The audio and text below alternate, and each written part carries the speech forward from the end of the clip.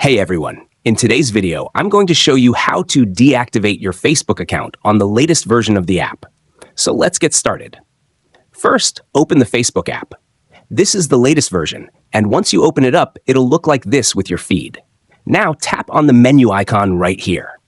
This will bring up a menu with all your shortcuts and settings. Next, tap on the gear icon at the top right, which will take you to your settings and privacy options.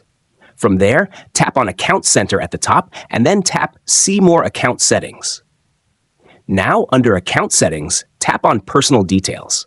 This will show you your account info, and right here, you'll see Account Ownership and Control. Tap on that. You'll now see the option to either deactivate or delete your account. Tap on Deactivate Account, and it will show you the linked accounts. If you want to deactivate your personal Facebook account, just tap on that. Deactivation is temporary, meaning your name and photos will be removed from most things you've shared, but you'll still be able to use Messenger.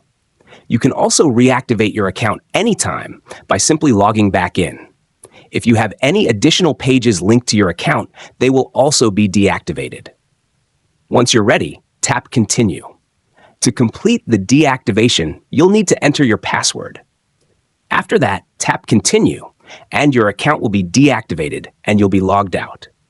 To reactivate, just log back into your account and Facebook will prompt you to reactivate. And that's it. That's how you deactivate your Facebook account on the latest version of the app. I hope this video was helpful. If so, please consider liking and subscribing for more tips and tricks for your iPhone and Facebook.